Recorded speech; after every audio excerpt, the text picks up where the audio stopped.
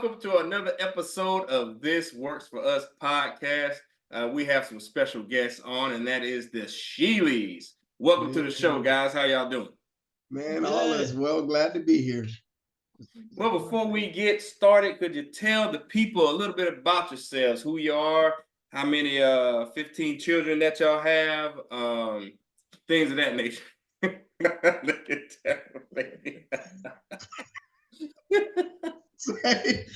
know what? I think that actually covered everything. Pretty much. Oh man. Oh wow. Well, my name is Tara. This is my husband Tiy, and I'm originally from Virginia. Went into the military. I guess it was about over 20 years ago, and I was stationed in Fort Hood, Texas. That's where I met him.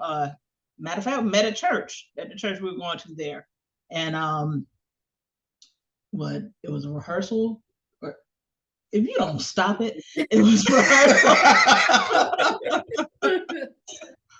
It was rehearsal, and things just went on from there. We have a total of 5 kids, all of them out of high school and grown, yes. How long have y'all been married? Oh gosh, we've been married for 22 years, going on 23 this year. Wow, that's awesome. Look at that. Okay, your turn. It must be a great marriage for a young man like yourself to have a smile that big. Oh.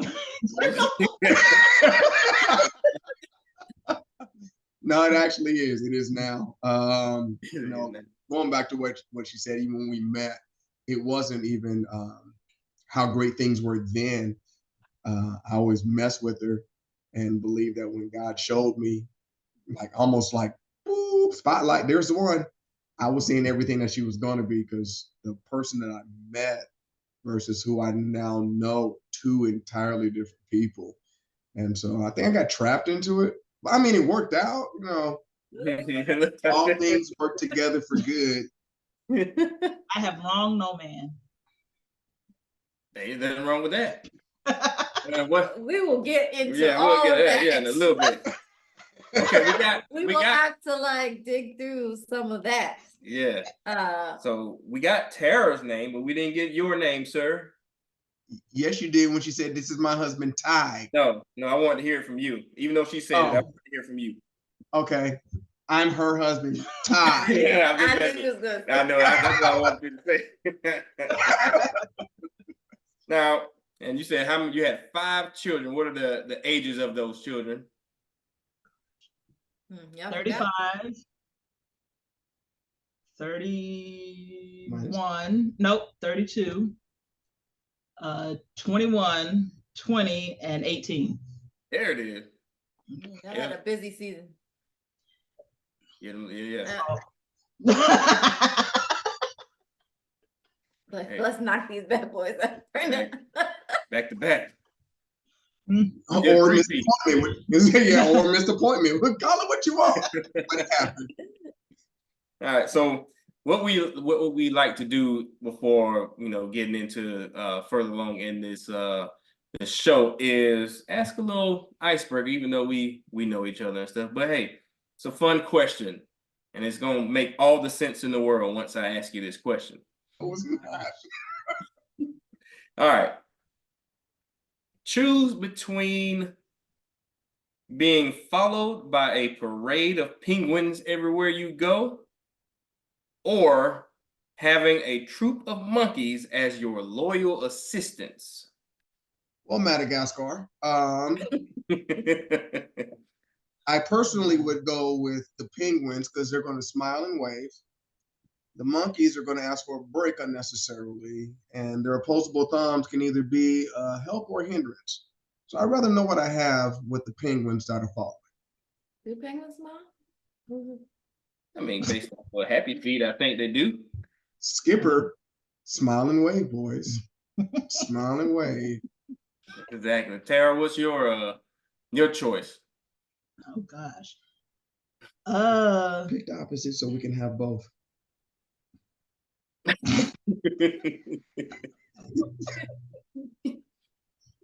Shoot, I would rather have neither, but it said choose. I know it said choose. Gosh, You should have seen your face when you asked the question.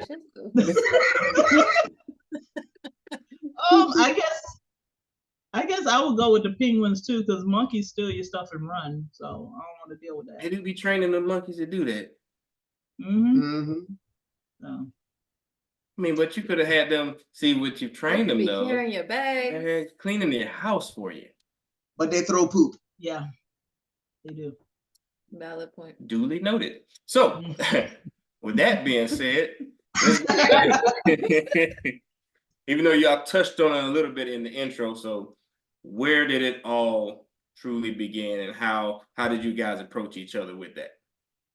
Oh man.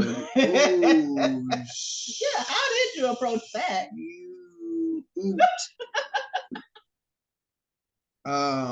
I'd like to plead the fifth on that one. No, literally, I was in a season of just being blunt. I was in my season of just coming out of being a hoe. Just point blank. And was really trying to act like I knew who God was. I was in a church where the word was actually flowing, like legit. And I started finding out more so that things were missing for me. And so what I ended up doing was like, all right, Lord, what are we going to do? I need to see something, show me something. And when I saw Tara, people talk about, love at first sight. Well, no, it wasn't that, but I saw something different. I didn't know what it was, and I couldn't explain it. I mean, and it was so real to me at that point. I literally walked up to her and like, please tell me that somebody else has seen what I see. Then basically ask her out. It was like, if you would you like to go out sometime? Matter of fact, don't even give me your number. Here's mine. I mean, I was like, so just doing things crazy but backwards that it was like, all right, then. And so that was on a Friday night at a rehearsal. Approximately 4 or 5 days later, she had a death in the family. And she was gone. And so me, going back to, you ain't call me? I didn't. Obviously, you're not the one. She called me about 3 weeks later. Hi, this is Sister Tara. And I'm like, wait. That's not it was Sister Scott. I'm like, Sister Scott, who? Sister Tara? Like, who? From the church. You gave me your number. Oh, that helps. Yeah, that's the only time I did that. We finally linked up. First time we went out, we went to church together. And we were in, they had a baptism service that day. And we made it was the dumbest bet. It was so dumb, I can't even remember what the bet was. It was that loser has to pay for dinner. And she lost. And so we went to Applebee's and she paid for dinner. And it was great. A month later, less than a month later, I was on an assignment to go to a duty station, another school. And then one of my ex-girlfriends called, says, I was in church and the pastor's talking about marriage, and I believe that I'm supposed to get married, and I believe it's you. I'm like, oh, praise God. So you're the one. Yes. Went through that. That fell completely apart. But Tara was still there. And I have a real close friend. He was also my soldier at the time. And he pulled me to the side and he basically said, can I, permission to speak freely? I'm like, be careful. I'm still an NCO, so be very careful, but go ahead. He says, when it comes to the things of God, you're squared away. When it comes to being a soldier and a leader, you're like the most squared away person I know. But when it comes to relationships, you suck.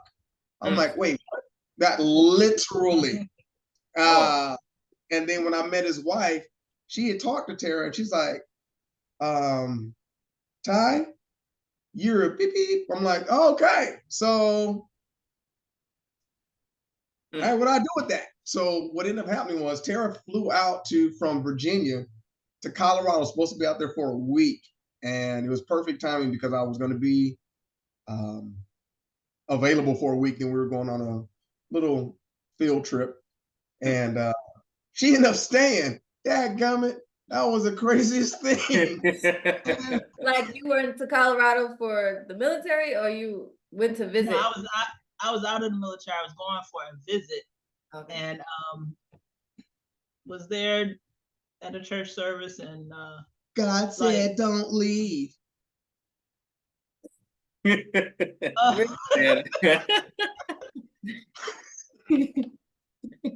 yeah, and it was at a church service, and that's what happened, and everything, and the rest is history, I guess. I mean, So you flew out there with a spin a night bag.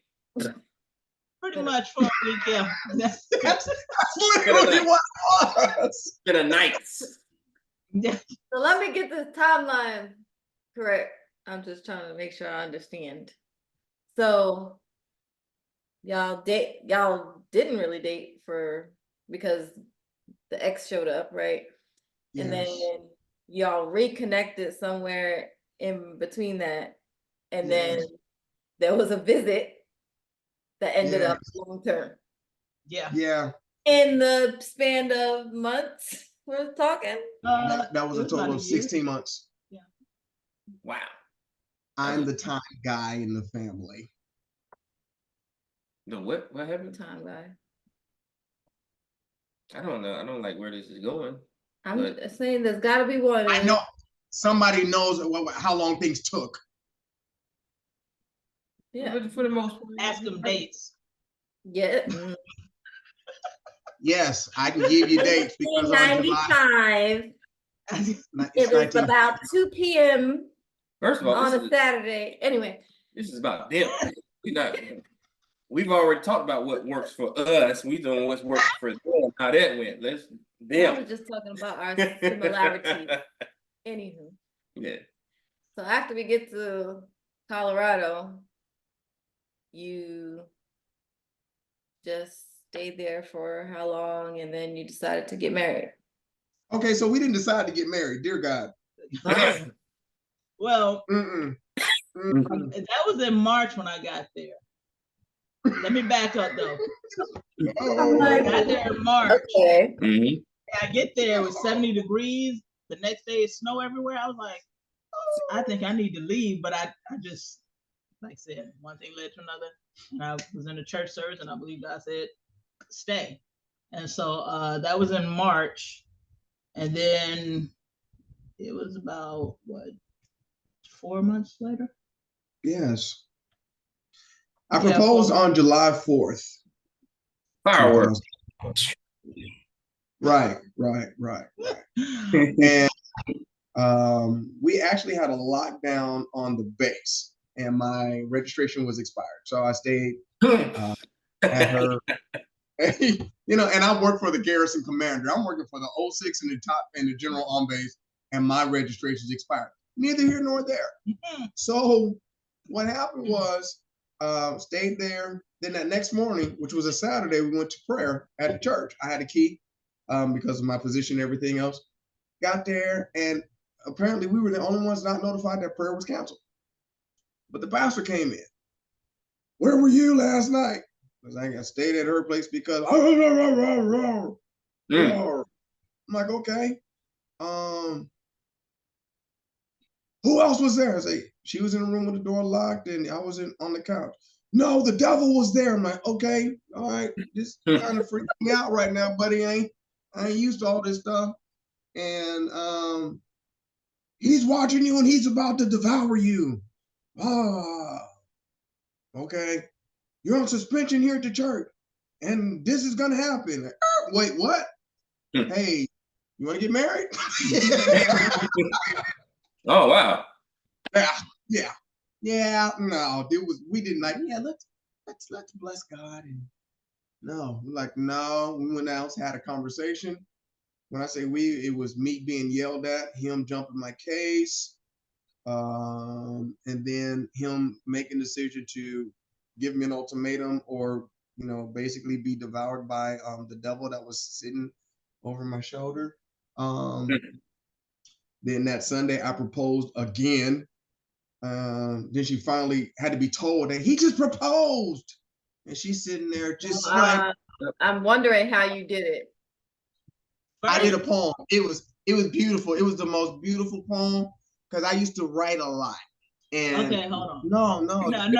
So,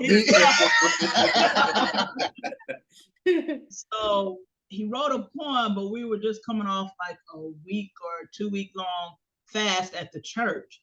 So he's reading this poem, and when it starts, I'm like, oh, he really met God. You know, he's really talking about you are my son and all this other stuff. And I'm like, okay. So I was like, all right, yeah. And I was getting into it. And then at the end, he said something, and I was like, huh? she's like, that rhymes, but it don't make sense. And everybody in the room is sitting there staring. And I'm sitting there thinking, I'm like, it was the most awkward moment for me. And I'm sitting up there like, so Tara, will you marry me?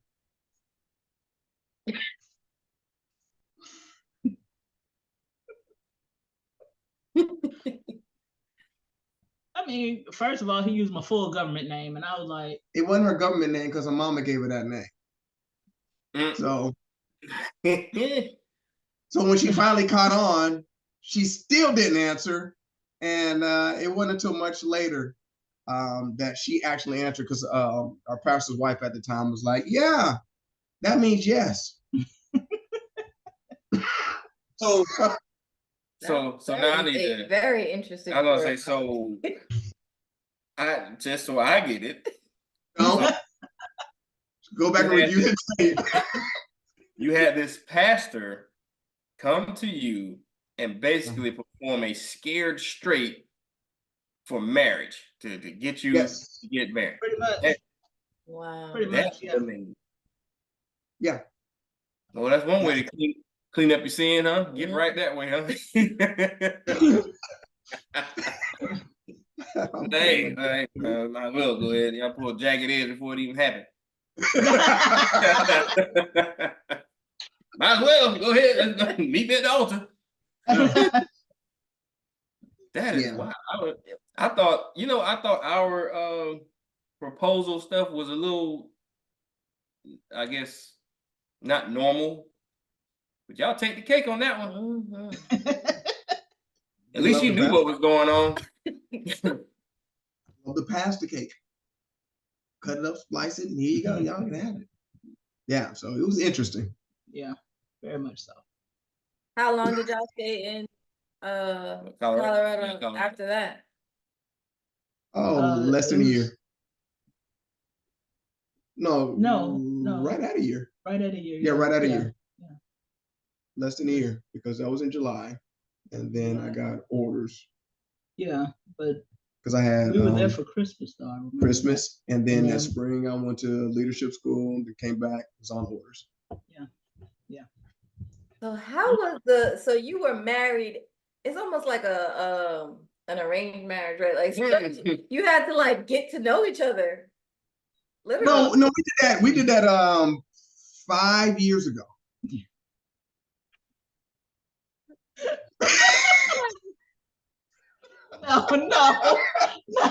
No. Get to know each other. No, we did that just about 10 years ago. Well, what happened was we had decided, we would get married, but we were going to do it in October. But then that situation happened because it was around the time that they were having the fires in Colorado, the wildfires in Colorado. And so like you said, base was locked down and didn't renew registration. I did Monday. And so, and then that happened, and it was like, okay, well, maybe we'll just move it on up. So sure, we still got time to plan.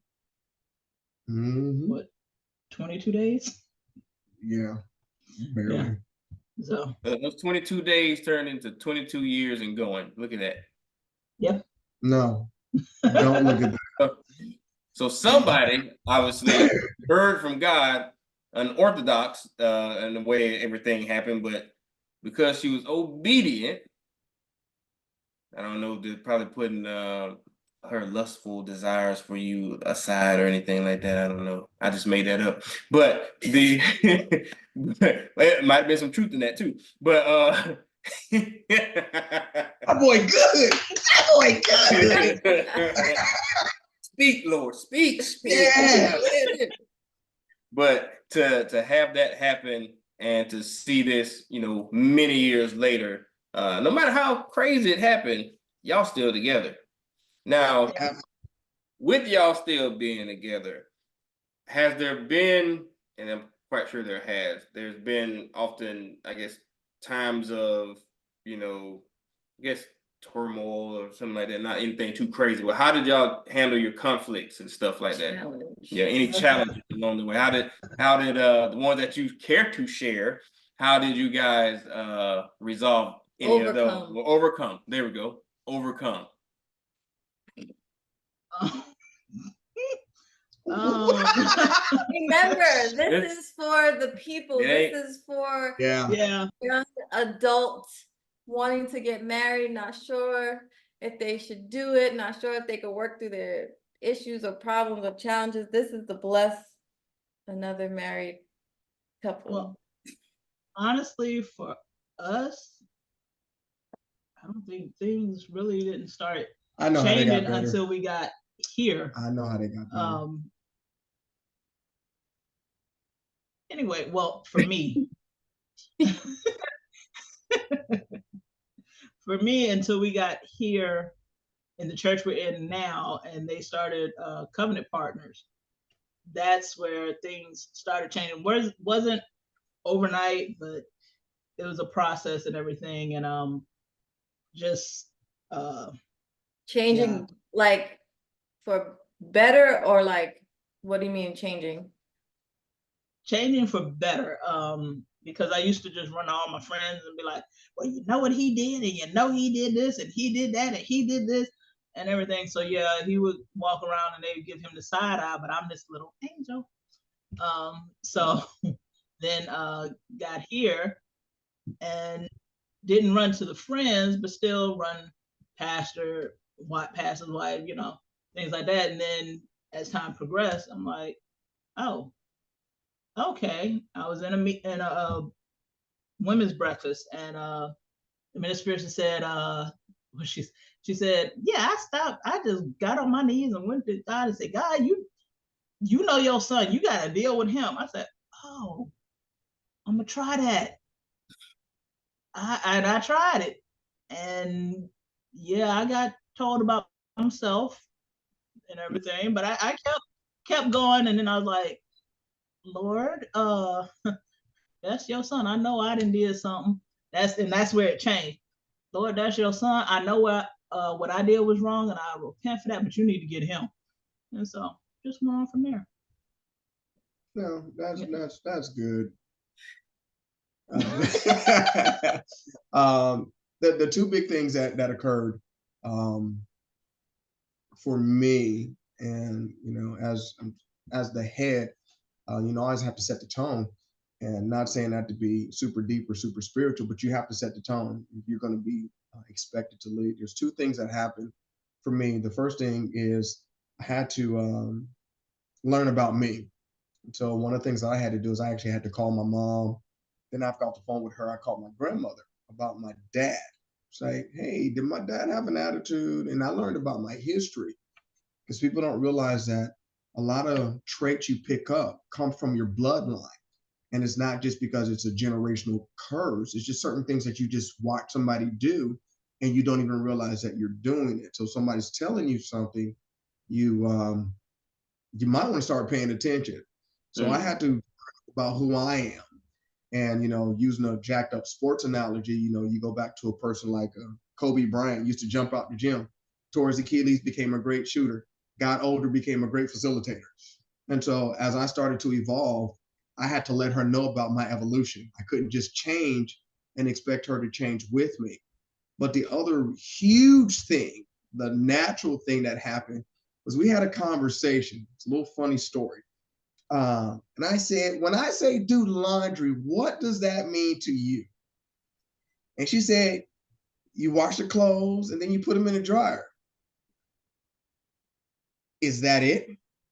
Oh, yeah, when you want to wear it, if you need to iron it or you need to get the wrinkles out of it, what you do is you turn the dryer on to knock the wrinkles out, or you pull that item out and you iron it, then you're good to go.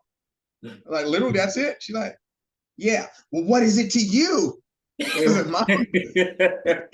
the reason why she snapped at me is because I was like, oh, that explains a lot.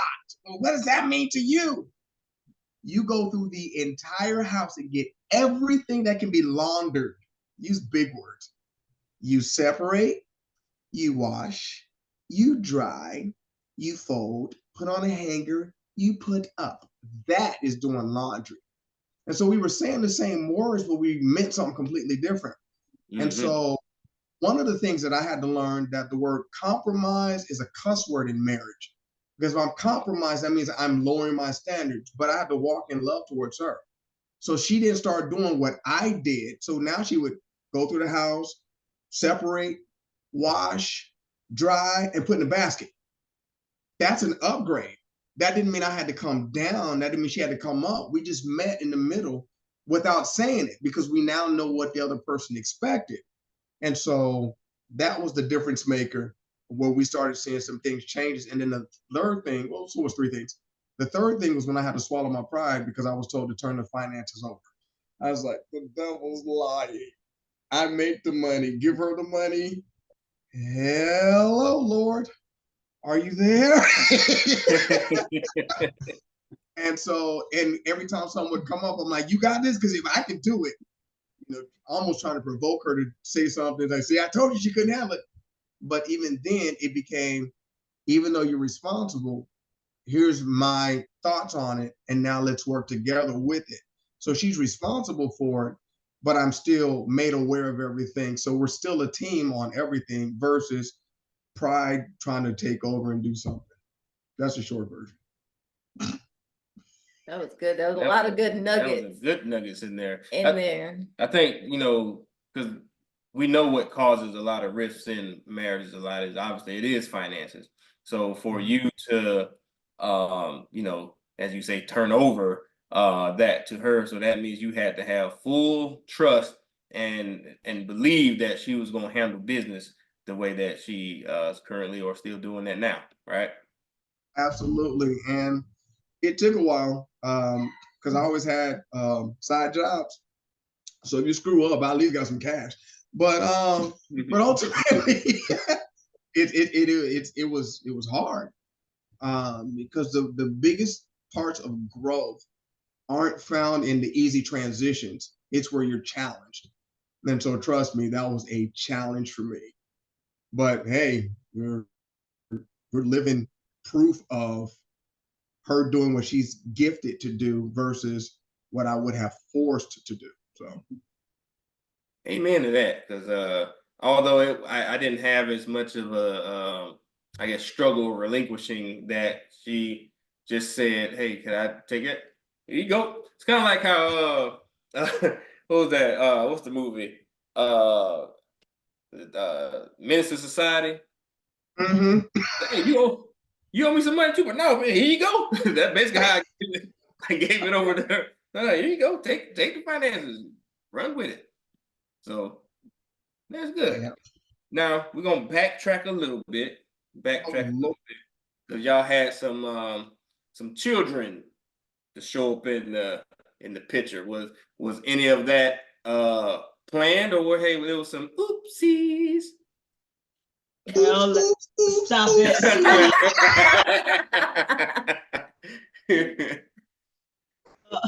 Woo! Well, the first two were on my end. I was 15, had the first one, and then 18 when I had the second one. So that was just BC, before Christ, and just acting. Pause. Yeah. But even with that, I was in their lives from the beginning, even before we got married and even became in a relationship. They knew me as their godfather. So that was one of those things where, just a side note, you don't have to be a father to be a person's father. Mm-hmm. Yeah. So then we got got married, and then found out 2 months later that well, let me backtrack. We got married.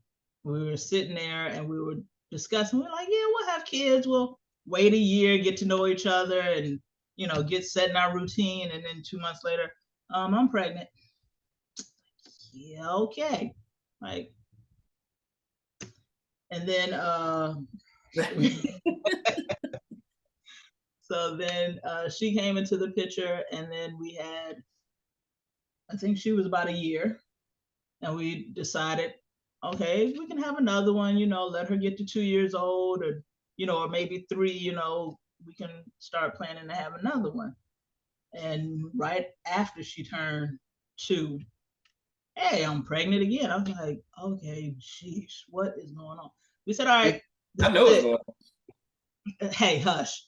said, okay, this is it. We got 2 girls, 2 boys. We're good. We're good. And then Christopher was 8 months old. Hey, babe, I'm pregnant again. Pastor, we need to talk. No, wasn't ready for that. That was rough. Oh gosh. Yeah. Ooh, oh man, that was rough. And so while I was 6 months pregnant with the last one, he wouldn't had his appointment, and that was it. We're done. So why was the last one so rough? What made it rough? We weren't ready for it, and it wasn't planned. Well, it wasn't in our plan. God's plan, yeah, but it was not in our plan.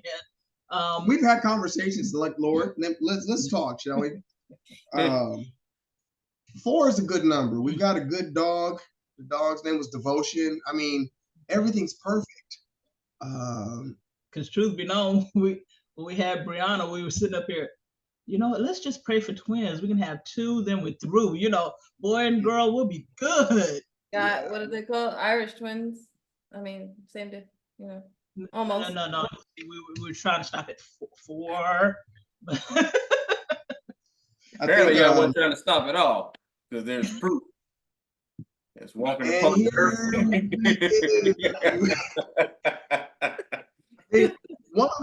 one of the part that's missing, as far as I'm concerned, why the last one was difficult to handle, was because right after Brianna was born, she wasn't even a year old, and we had a miscarriage. Yeah. And that was devastating. And most people don't understand the effect that actually has on a person. And so when we found out that she was pregnant with Christian, the baby, the situation was exactly the same. The stress was up.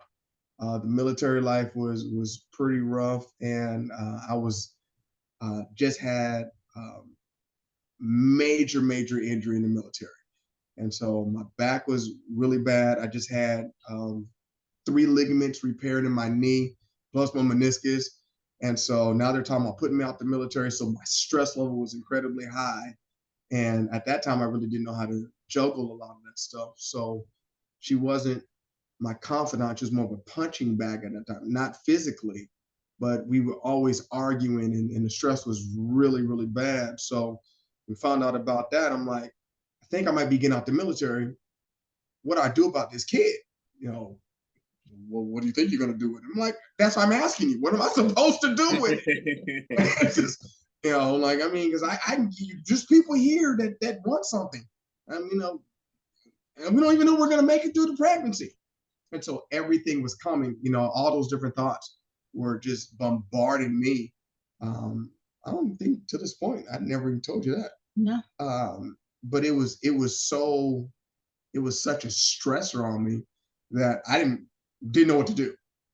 That's why I ended up going to talk to our pastor at the time. It was like, hey, look, I need some help, because we're going to lose this one too.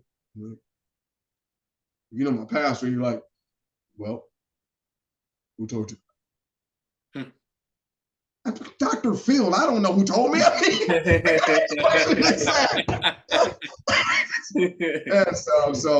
but that's what it was. And so, people always talking about that's our miracle child. I'm like, no, that was my stressor. I'm going to the second trimester. well, what does that mean? I don't know. So, can you lose a baby in the second trimester? I'm just every possible thought. And then that was pre-WebMD, but still in the middle of a whole bunch of medical people that want to tell you everything. And so they're filling me with doubt, filling me with fear. And it's like, okay, I quit. Bye. So that was the reason why that was the bigger stressor. Now that you said that, that takes me back to when, because he was almost premature. He wanted to come at 33 weeks. And so, you know, some preemies don't make it and everything. So now that explains how you were like, oh gosh. Okay. I have a forehead over here. I can see you.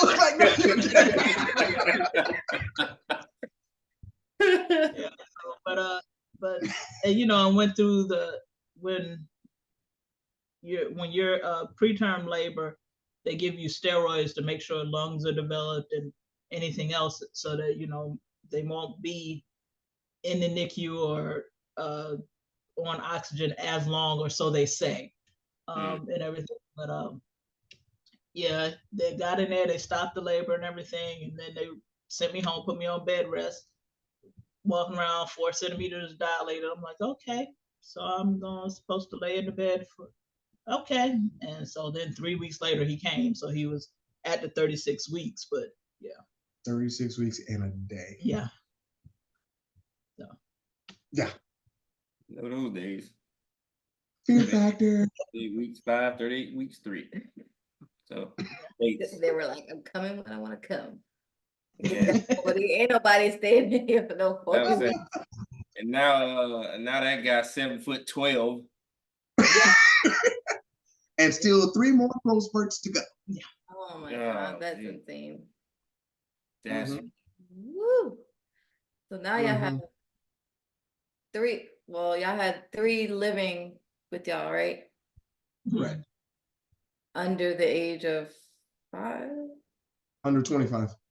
No, I know. we have 4. Because Hassan was with us. Yeah, Hassan was with us for a little bit, and he was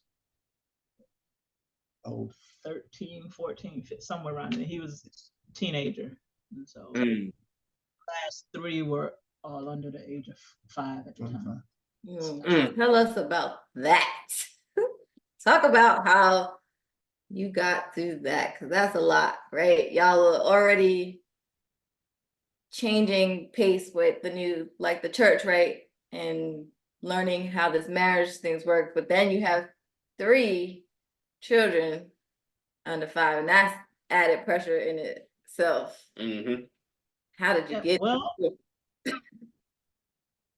a lot of prayer, and we didn't qualify for WIC. We didn't qualify for food stamps. It's like, oh man. And I think the worst part about it was right after Christian was born. He was born April 2005. Yeah, right after Christian was born, he got sent to Fort Polk, and that was right after Hurricane Katrina. And I'm like, I'm not going to Louisiana. No, I'm staying right here. Oh, so we rented a house off, because we were staying on base.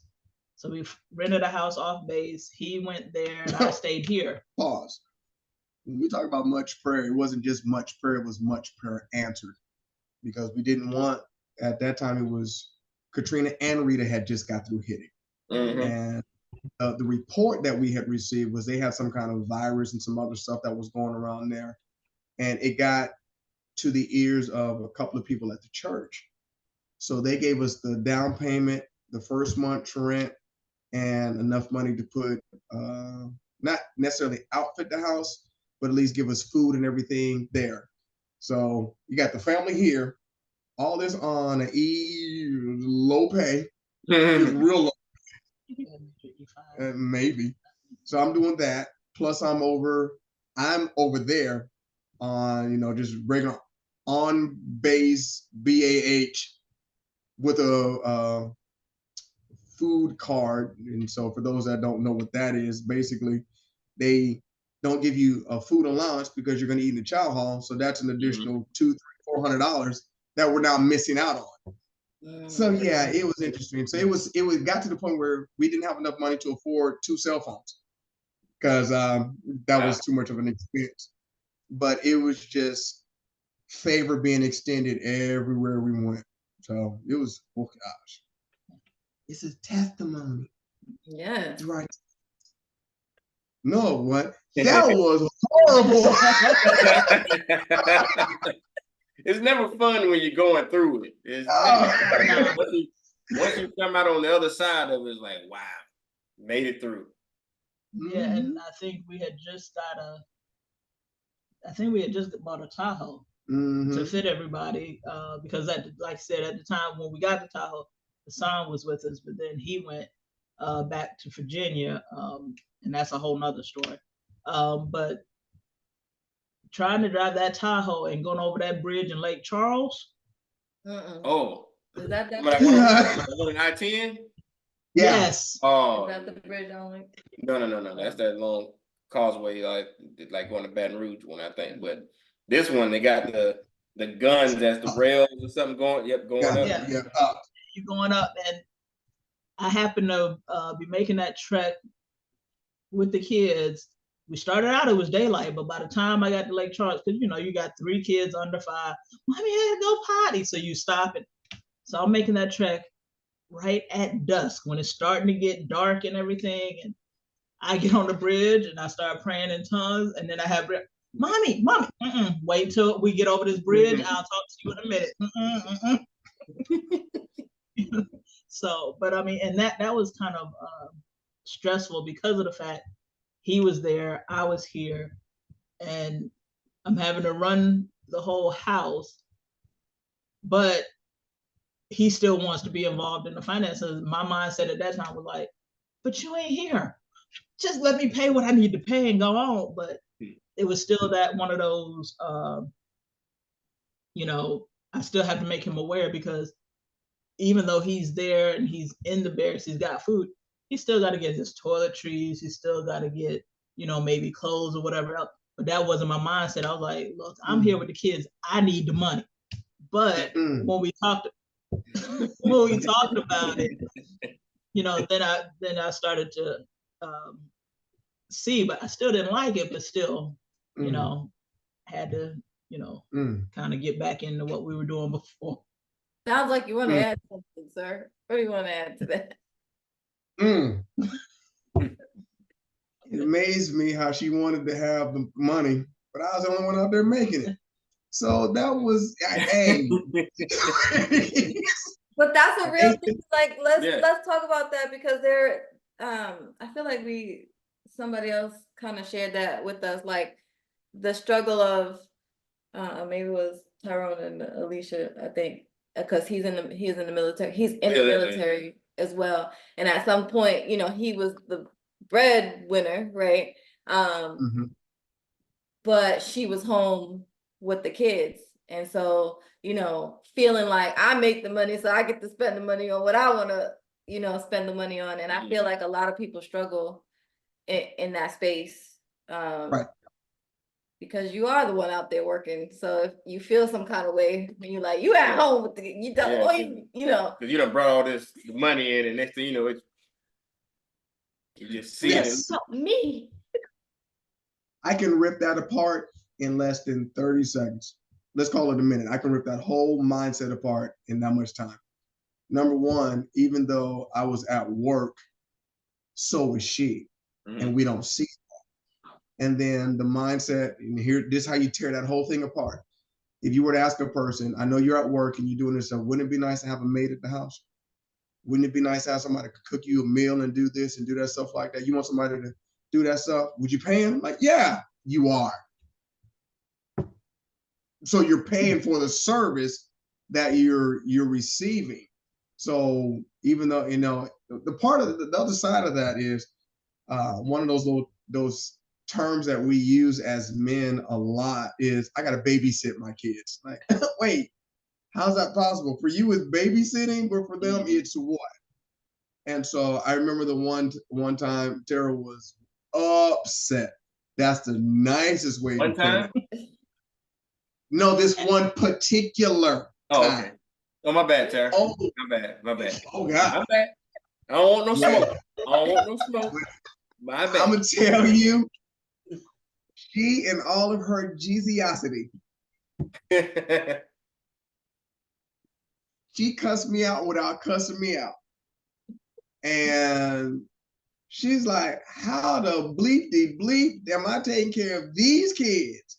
And you say they your kids, but you don't spend time with them.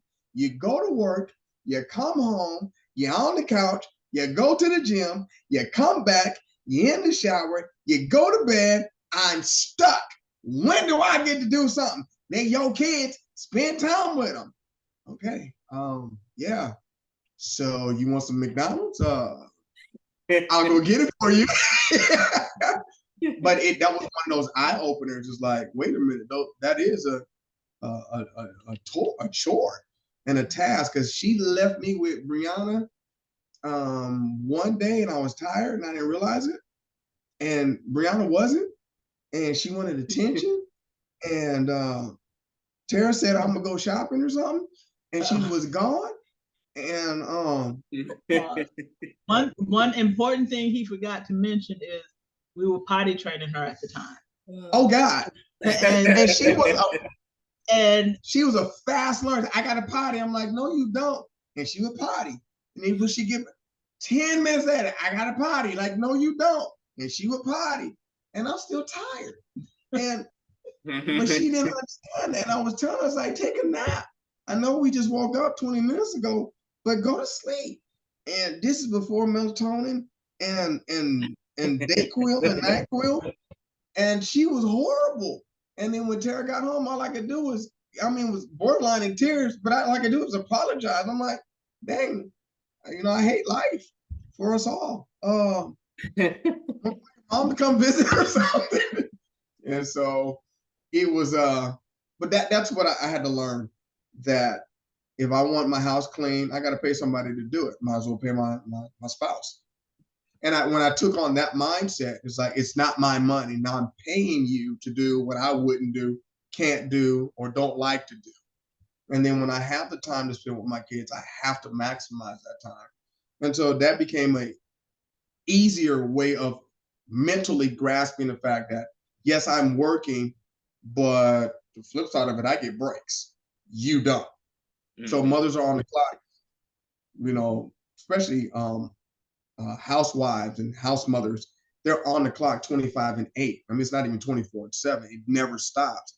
And then the other part about that is the husband can be a bigger child than the kids themselves, because they have more complaints and more whining. And how come you didn't cook dinner?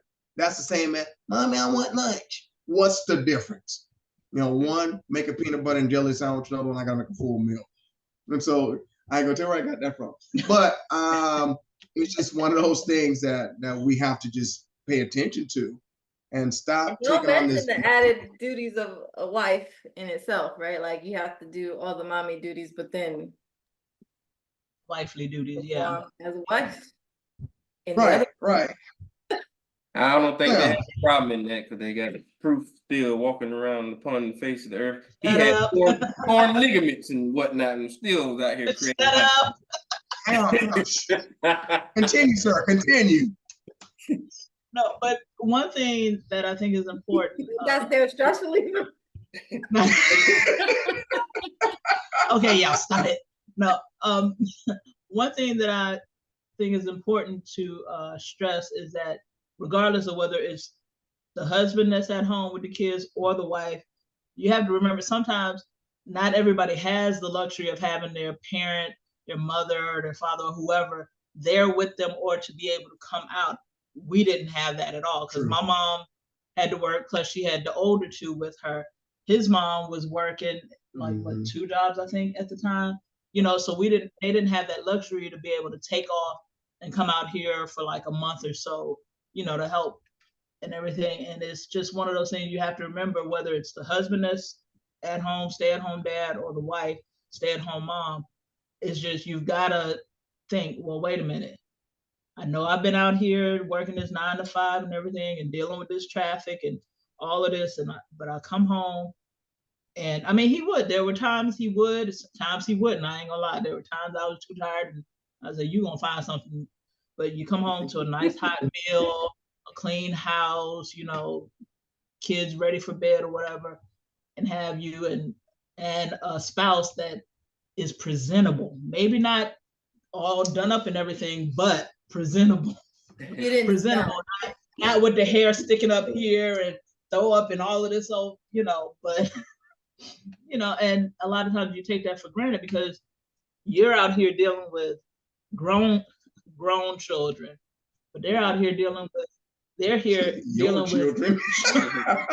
with take on your personality traits and everything, so but it's very important to keep that in mind. Like you said, I just went, my getaway, my therapy was, oh, you're home, I'm gonna run to the grocery store because I gotta go get something real quick. And I just walk up and down. Sorry, babe. I just walk up and down the aisles and just like, yeah, it was a lot of people. It didn't even make sense at the time. Because she said mother of my children. She go to the store, walk up and down the aisle, and then come back in the house with nothing. Maybe a Starburst or two. Like, no, I would always have something. The dumbest things too. I don't know if this is helping y'all, but it's really breaking up a happy home over here. I want to speak about the part that you said, like y'all was doing this and y'all didn't have, family there at the time. So I want to take this opportunity to let our viewers know when we've talked about, having a village or, people that we can, trust our kids with and don't have to worry about anything. It is the lovely people that you see here. These are the Sheelys that our village. That's our village that looks after our kids as if it's their own and love them with the love of God. And just from that means so much because that allows, like, you didn't have that break, for y'all, and you have afforded us that opportunity to have that at times when. And I've always said this from the very beginning. It's always an open invitation. You're like, hey, we're gonna get the girls. There you go.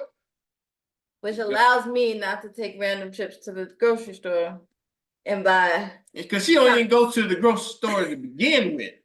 I thought we wasn't talking about. Click button. We gonna end this right now. I thought we wasn't talking about us.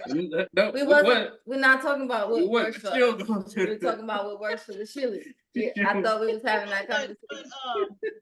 But we do this, but we still ain't got our nephew yet. Now listen. Hey. Now listen. Hey. Listen. Y'all, after you get off this podcast, you go talk to God about that, and whatever He tells y'all, we're on board. All right, I got to get Kenny and Kylie in on this too. Then they already pray. Yeah. every other day, Mommy, what's taking you so long? Say, go to your house. Go talk to God. Go to bed. That's what y'all do. That's what. Y'all still up. That's what. But no, I really want to, again, appreciate what y'all do for us. And, when I first got here to San Antonio, it was you guys were the first ones to welcome an old guy like myself in, really young because y'all older than me, but welcome a guy like myself. Yeah, I did. Like me in, like that. So it has truly been a blessing to me and the family. Absolutely. And stuff. So just give you, as they say, your flowers. I want to give you your flowers. Obviously, we've done this before, but I'm doing it on this platform too. You are appreciated and loved for what you guys have done for us. Very, very. We almost believe you. I don't want flowers that I want cash. Cash money. But people don't realize that, though, that you do, like, especially if you're not originally from a place, You move to a Right. place and you don't have family here. I've here at my job, some people that, transfer from someplace else and they don't have family here. And we were able to obviously establish that with you guys as well as other people at the church. So it always feel like, even though our blood by the natural way are not here, but our spiritual family is here. And it's so great to have that. So we can't even sometimes imagine what other people go through because we've been blessed to not even really step into that realm of that type of life. So just to have that and develop that here has just been a magnificent thing to experience. That's real. And I think the biggest part about that, just to add very little to that, is that requires a level of transparency and openness to not just to each other, but just to the idea. Because most people are just in that concept of, well, this is my family does. Well, ain't your family. Silly, because she ain't gonna see this podcast. So I'm gonna talk about one of my cousins. I was doing a staffing job in a city in Texas. So and she qualified for the job, but she wasn't the most qualified. And when she asked me, did I fill the job? I'm like, yeah, I filled it. And she, well, how come it wasn't me? I was like, because you weren't the most qualified. She said, that shouldn't matter. We're family. We're blood. I said, blood will clot and will kill you. Hello? Hello? So, but people are so used to what family would do, that we can't control, that we don't even open ourselves to the idea of trusting somebody, relationship wise, whether it be spouses or extended family. And I believe that that's one of the key cornerstones that we've all had, where we've been able to talk openly. Like when I was going through a downspout in my own personal life, you and I go sit down and have breakfast and say, hey, yeah, may not put everything on the table because I'm still trying to, work my way through it, but you were there, and being able to do the exact same thing on the flip side. It's like, you got to be open to that.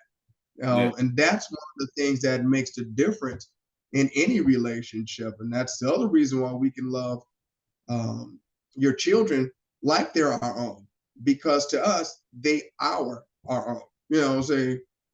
So that's same thing what you're saying, but just my way.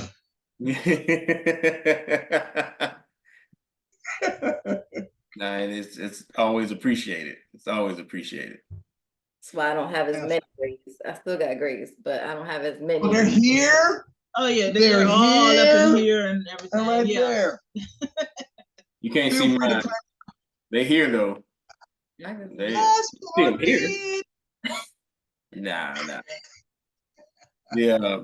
So, on another note, for the young couple, or maybe the older couple who's about to venture into this world of marriage, what would be your main piece of advice that you would give them in embarking on this journey?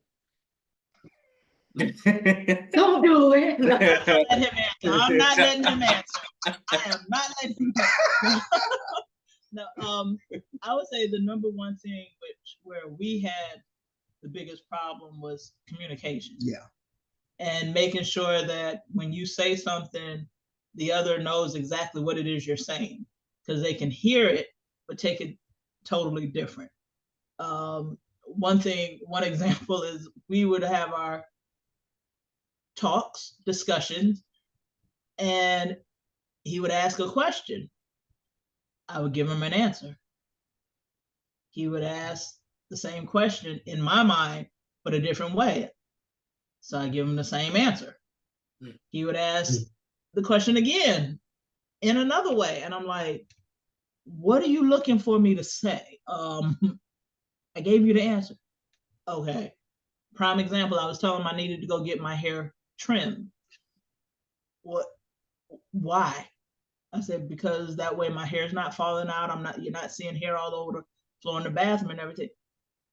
Okay, but if you trim it, isn't that going to make it short? No, I'm just getting the ends trimmed, and it helps keep my hair healthier, and I don't have to put products on there. well, don't you put product on there when you wash your hair? Isn't that product? And I was like, okay. And I had to go through and I had to explain. I said, okay, it's like when you go to a doctor's appointment, nothing's wrong, but you're going for that checkup. He said, right. So a trim is like a checkup for your hair. Oh, well, why didn't you say that? I was like, that's a good analogy. That's a great analogy. you know, but It's you know, really but real too, because even for us, we will say the same thing, and we're like, "What? Like, why are you not understanding what I'm trying to say to you right now?" Yeah.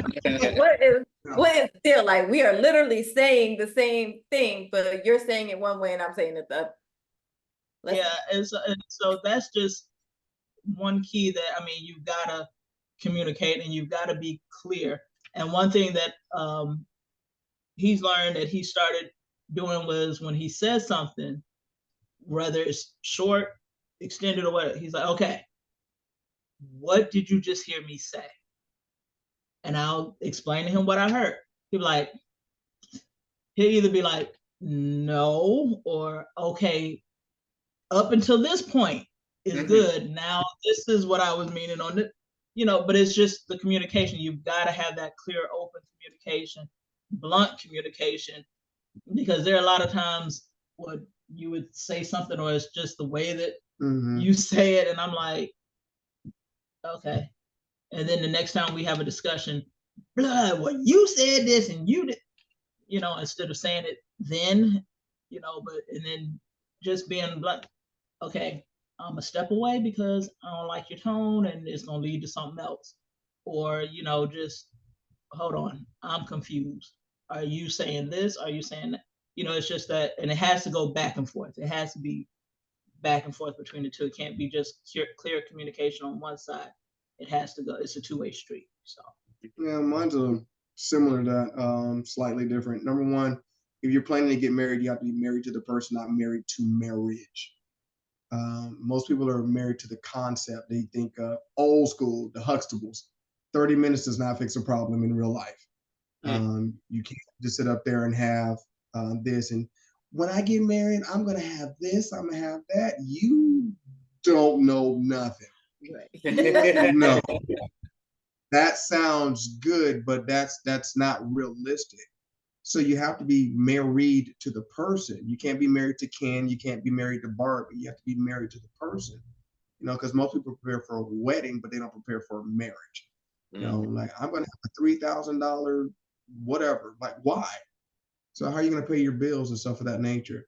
Then the other thing, very important, is to set measurable boundaries. Things that everybody can adhere to. Like one of the things is if I'm talking, don't walk away from me. Don't you dare do that. That's dangerous because one, I didn't have that level of self-control. And then two, it's just rude and disrespectful from the way I was brought up. One of the things that I had to learn. But hers is if I'm done talking, I'm done talking. Well, I'm like, well, then shut up and listen then. It's easy. Now, we got that clearly established. But respecting those boundaries, like, okay, we're going to label this TBC, to be continued. But we have to say, I'm done. Okay, when are we going to come back and talk about this? And you can't do it, well, I don't know. No. We'll talk after dinner. We'll talk tomorrow. Because now you have something measurable that you can both adhere to. So everybody's being respectful. And that allows you to have peace for that moment in time. The issue is going to get addressed because you've agreed to it. And it's something that you can honor.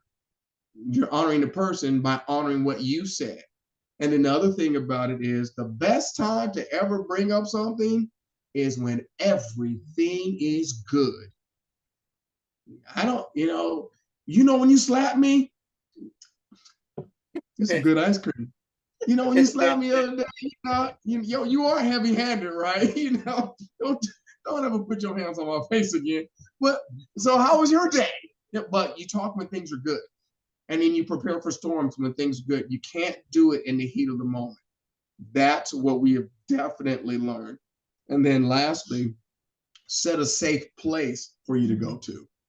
We said that we will never argue in the house. The house is a place of peace. People come to our house and they're like, God is here, but you better believe it. And I'm not going to push them out by arguing over who made the chicken wrong. So those would be the things. No. All right, y'all. Like, no. Y'all know.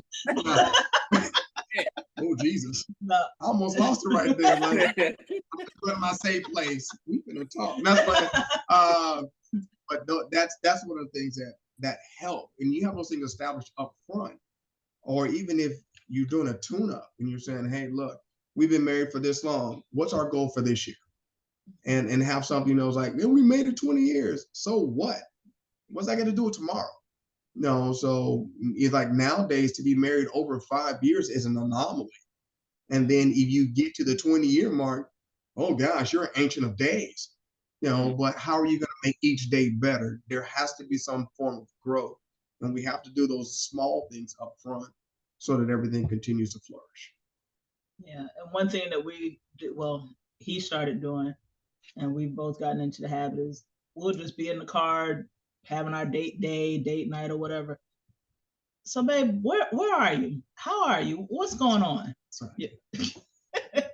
And so, it's just one of those things. And you have to be okay enough and open enough and transparent enough to say, well, you know what? I am not feeling it today.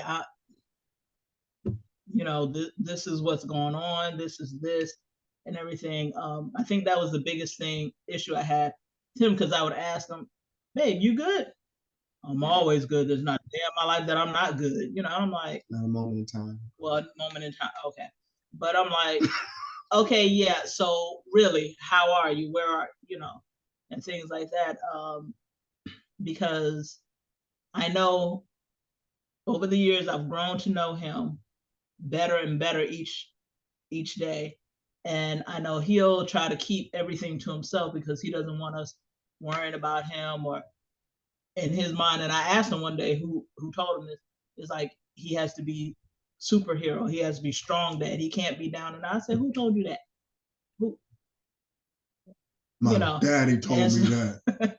And so that's one of the things that we do. You've got to check up on your spouse. You've got to, because you're sitting up here thinking, oh, things are great. Your spouse over here borderline suicidal. Got a gun. I can go to the range and accidentally turn it towards myself. Just different things. No, that is never a thought in my head. Yeah.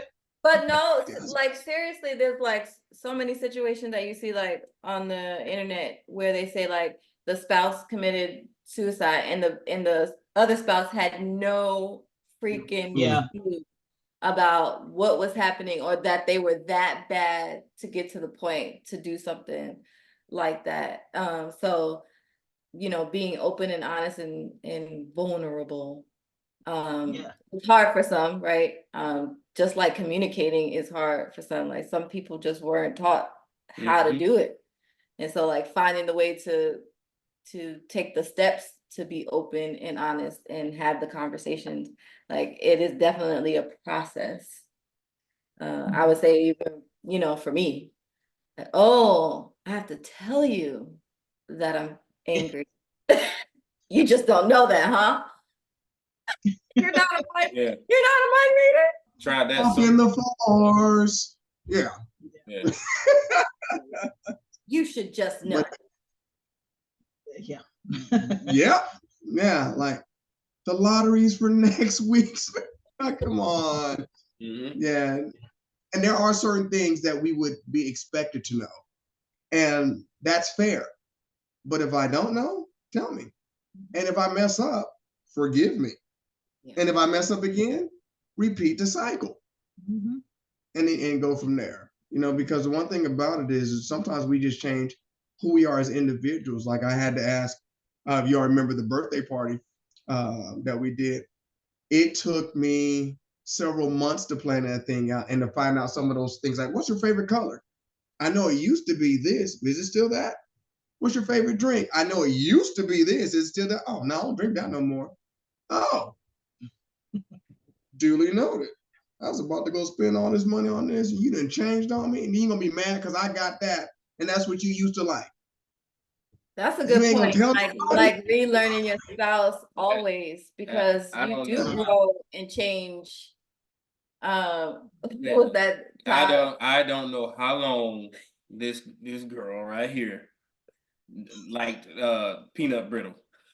I never knew until one day, what was it, when my mom and them was here or It something was like that? like 2 Christmases ago. Yeah. So we almost 13 years deep in this, and I just found out you like peanut brittle. When did you start eating it? I eat it at work all the time. It ain't never been in this house. I've never heard you even utter the words peanut brittle together. I like my egg sunny side up. What? I only put scrambled with cheese. You like runny stuff? I guess you like mayo. Whatever. I mean,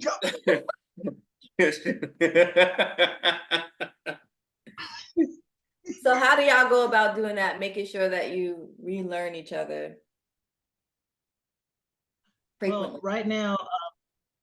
right now, Mondays and Tuesdays are off days. And so Monday, we'll sit down, and maybe Monday, it may be Tuesday, but one day will be strictly we're doing housework, closing up, doing what? preparing for the work. Yeah, preparing for the work week. And then Tuesday could be our date day, and it could flip, or it could be, you know what, we just gonna have a date day both Monday, Tuesday. And when we're out, we go out to eat, we sit, we talk, and everything. And it's just, I mean, that's just it. Basically, we'll be in the car, and I'll talk to him more in the car than I will when we're sitting at home. Yeah, And so the simplified answer is the events that we may do are spontaneous, but the conversation is intentional. Yeah. Where we know what we need to talk about and certain things that just may be on our mind. Because there's oftentimes I like to instigate a conversation by, hey, what's going on with you? How was your day? What made it that way? Always ask that last little part. The second question is, what's your expectation for the day? Then just to let you know, ... And so all of those things are intentional. I'm very intentional about that, so that there's never any guesswork about what's going on with Ty. There's never any guesswork about, do I know what she needs or what's going on? And some of the stuff, it almost would seem petty, dumb, stupid, irritating, but it's important to somebody. Like she comes, bad example, like tonight, she's like, I need a new blow dryer. Like, watch this. Get a new blow dryer. I mean, for me, it's get a new blow dryer. For her, it's like, oh, you said wait. I gotta tell y'all this. All the people listening to this conversation. Statements you don't want to hear your spouse make. Can I have this? Why? I represent you. I'm like, what? It's kind of like a catch-all right there. Yeah, go ahead. The backstory to all of that is, I was sitting up here and we were out at the store, and I asked him, I said, what do you think about this? I ain't got to wear it. You're going to be the one that's wearing it. Okay, but I'm going out this house representing you with your name. So if you want me to look like Boo-Boo the Fool, then fine. And he's like, okay, yeah, maybe you should go get the other one or something, But that was the thing that sparked our first level of blunt honesty. Like, you think I'll look good in this? Nobody in the store would look good in that. Nobody. The mannequin doesn't look good with that. I mean, come on, put that crap back, and stuff. And so, but you have to be intentional about those things. You can't just take it for granted that the person knows, or that you even know. And then, because one of the biggest things that we've dealt with recently was, where you at? Like, honestly, I do not know. I know something's off, and I can't figure it out. Oh, ooh, ooh, ooh. I also had to learn the biggest thing is I used to have to ask the question, okay, before we go any further, but I got this, but wait. Do I need to listen or do I need to fix the problem? What am I here for? What is my role in this conversation? She's like, because so-and-so said this. Well, girl, all you got to, oh, listening day, huh? No, but I feel like for women, like that's probably what every man should be asking. Do I need to listen? For real. It's real though. That's the point. It really Because is. sometimes we're not looking for you to fix it. We just want you And to that's all we want to do listen. is fix it. Fix stuff. Whatever I it don't is. want to deal with this anymore. Make it go away. You know, before there was Calgon, there was a real man. You know, so I'm gonna take you away. You know, so but that's one of the things. So we're intentional about our conversations and we're intentional about what we need from the other person. And one thing that I've learned is if he's had a rough day and he's just venting, not to add anything to fuel the fire that's already there. Okay. Because that'll, you know, because I don't know about other women, but I know this one right here. I was known for, well, such as, well, yeah, and they did this and they did this and that. That's not helping. I believe Oh, the but modern it's term just- is called gaslighting. But with her, that's not gaslighting. It's not even adding fuel to the fire. It's making She's an an inferno. arsonist. She's a pyromaniac. But I've learned to where I'll just listen and then I may ask a question, not adding to it, but like trying to get an understanding. Like he'll say something, I'm like, okay, so if that be the case, why is this going on? Well, it's not even that is going on, is, you know, and it just gets us into a back and forth conversation. Because I used to be, he would say something, I'd be like, yeah, okay, no, it's all right, and that was my communication. But it's gotten a lot better. World's different. So yeah. Amen to growth. I know that's right. Yes. Yes. Yes. One more. Yes. So I like to ask this question because it's always nice for the other spouse to hear it when sometimes we don't take the time out to tell our spouses. So what is one of the things that you absolutely adore about your spouse that you may not tell them on a daily or Ever. often? Quirky things, anything. Okay, I'm gonna go first because he'll probably sit up here and make me cry. Not today. I think one of the things that I adore about him is the fact that when he'll force me to go get my nails or my feet done. Well, not force, but he'll make it known, hey, you need to go get that done. You know, because I'll sit up here, you know, because I'll sit up here and I'll just be like, well, whatever, I'm good. I'm gonna wait until we got a plan, we're paying off bills and everything. Then I'll worry about every 2-3 weeks or whatever, going to get my nails and my feet done. He's like, nah, you go ahead and handle that. You just, you know, and I'm like, okay, and everything. And so I'm grateful and appreciative because he loves me enough to know, hey, this is something that she enjoys, so I'm gonna let her do this, or I'm gonna make a way for her to do this. And it's not just with that, it's basically with anything. If I sit up here and I'm like, well, you know, I really, for our anniversary, I want to go do this, but I still want to go do this. You know, he may say, I'm not paying for one and well, both, it's one or the other, you know, but I know that if I really, really want it, he will make a way for it to happen on both ends, whether it's doing this for the anniversary, going to the women's get it, whatever, he'll make it. If it's something that he knows that I want, he'll actually go ahead and do it. No, I'm not giving you any hints. Yes, you are. Yeah. I read it. Just like You were saying all this stuff. Here's my opportunity to unload. Stop instigating. Stop it. Yes. And then, like, if I want to go here during this time and go under here, and then, yeah, you just didn't name the specific places, but I know what was happening there. I seen it. I didn't get that vibe. I got it. I didn't get that We vibe. hear. Thank you. Thank you. Thank you. But yeah, he allows me that time to just, be me, to, do what it is that I enjoy and everything. So I appreciate it. All right. What's the next question? You gotta answer. You gotta answer. You said you didn't want me to because I'm gonna cry. No, I said I didn't want you to go first. But you go ahead now. Don't look at me though. Okay. I think the simplest thing, without being overly sensitive or anything else like that, because she's my heart, but more importantly, she's my rock, and she's my driving force. I have never been pushed to excellence like I have with her. I mean, I've been very successful in a lot of different things.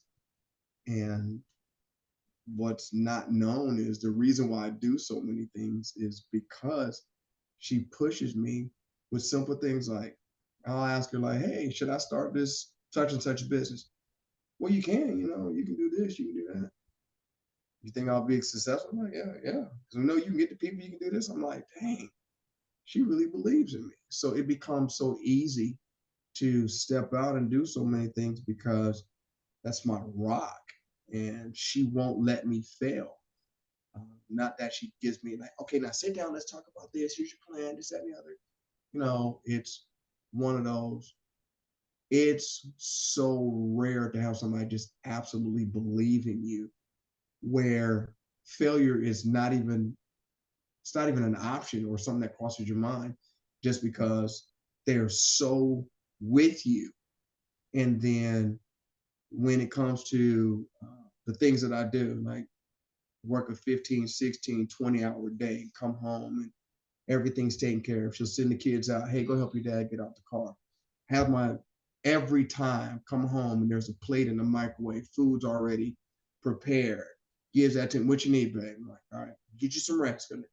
And somebody to cater to you physically, emotionally, wasn't feeling good the last few days. I mean, it was hit. Somebody just come, make sure, eat, take your meds here, and then sit next to you, coughing up, can't breathe, stuff like that, sweating. Just put her hands on you, just start praying. I mean, who does that? That's my heart. And so why do you do that? We can't afford this. No, for you, we can afford it. I'll find a way to make it happen because she's that important to me. Literally, there's nothing that I've ever wanted to do that she hasn't supported me verbally or some other kind of way. So she's literally my everything. And that's why, she'll tell me something like, so-and-so said this, I don't feel comfortable with it.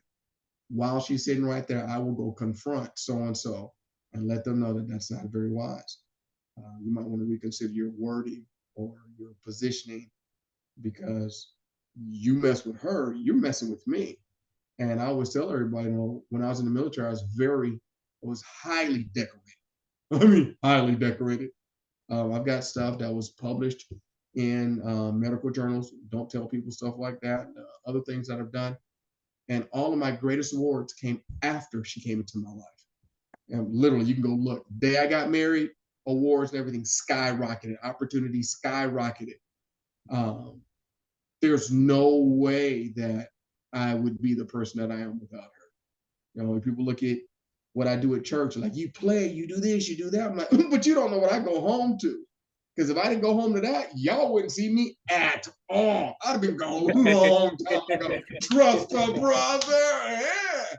Trust me. I'm there because of her. Because the Spirit of God comes in when you play. When the anointing falls when you pray. And the people are blessed when you cook. And all this blah, blah, blah, blah. You sure? Because we can do that somewhere else. Trust me. But that's who she is.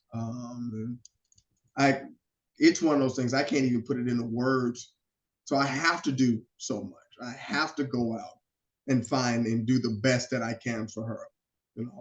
Even, people say, I swear to my own hurt. It's like, no, you're that important that it doesn't hurt. It might hurt later, but it's not going to hurt right now because I love you that much. So that's who she is. And that's why I didn't want to look at him. And that's why I didn't want to go after him. I was gonna say, now look how that lustful flight to Colorado ended up being here.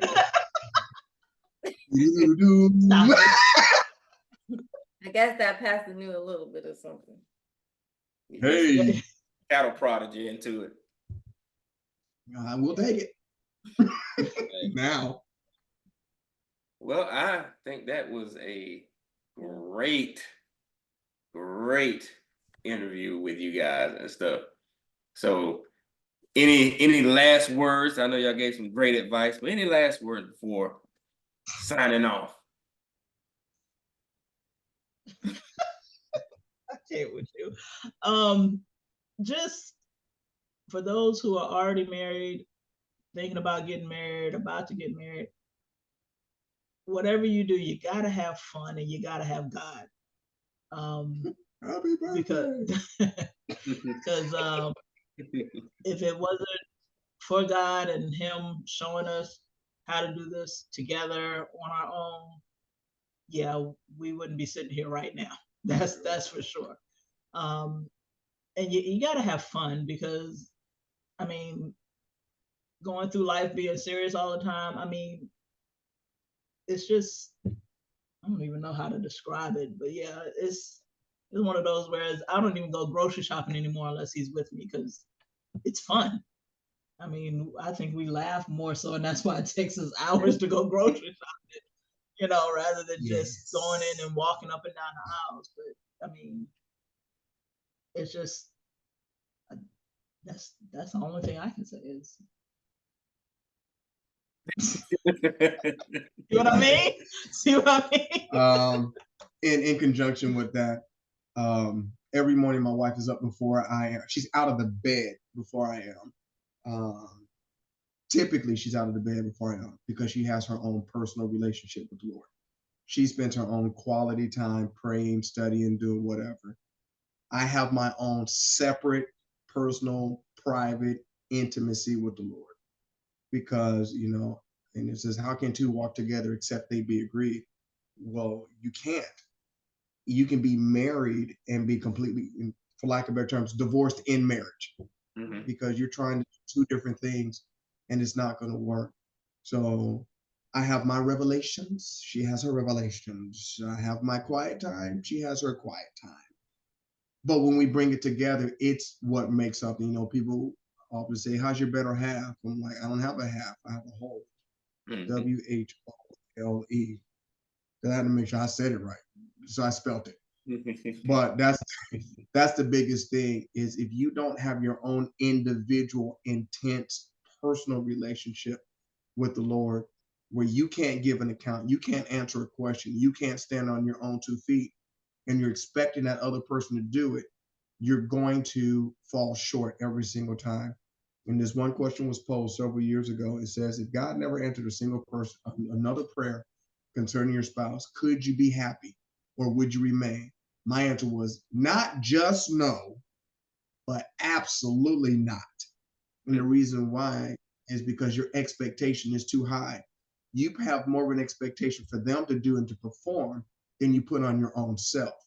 And so the key to our success is we have learned to be selfish towards the other person. I want the best for my spouse so much that I'll do ...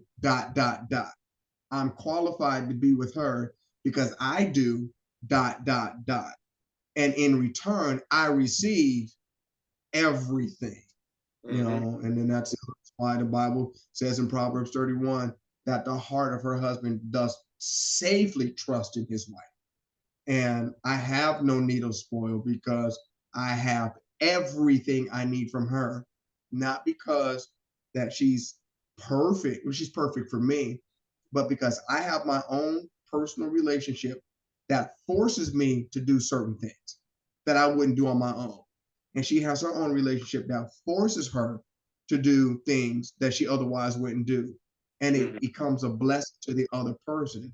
And the end result is great things happen on a regular basis. And what's funny, last one is Colorado. We were broke. Wait, you know Broke's cousin that's underneath that? I mean, you know, like you got Wellscom, then you got the bottom, then you got Oscar, then you got our level of brokenness. That's how broke we were. Yeah. But because she was spending time praying, I was spending time praying. She got a phone call from like our car people, Mhm. or she got the rent. I got the car people and the electric people, and she said we're gonna pay on the 24th of October, and I called them. We're gonna pay on the 24th of October. We were in two separate places, not Had talking together. no idea, but because she was able to hear from the Lord on her own, she gave the accurate date. I gave the accurate date, and everything came in on the accurate date. Actually, it came in before. It came in before. I'm saying it came accurately. Okay. Mhm. But that's the biggest thing is if you don't have your own individual relationship, you're going to put demands on the other person that's unfair. It's biased and it's going to fall. It's going to fail every single time. But when your own stuff is developed properly and theirs is developed properly, now you're bringing together parts that actually fit. So that would be the last little piece of a nugget. That's a cold chicken. Well, We appreciate y'all. yeah, we definitely appreciate it. Thank you for taking the time out. Yeah. I know y'all got busy lives. Girls, one of the girls will see you soon. No. No, but seriously though, but thank you for taking time out to do this with us. For our viewers out here, I hope you are blessed by this couple here. As you know, we're here physically with them. Well, obviously here in the Zoom world, but anyway, but we're here physically with them, and we know how much of a blessing they are to us. So hopefully, they are a blessing to you. So again, thank you for watching This Works For Us podcast. Remember to like, share, and subscribe. So until next time, peace out.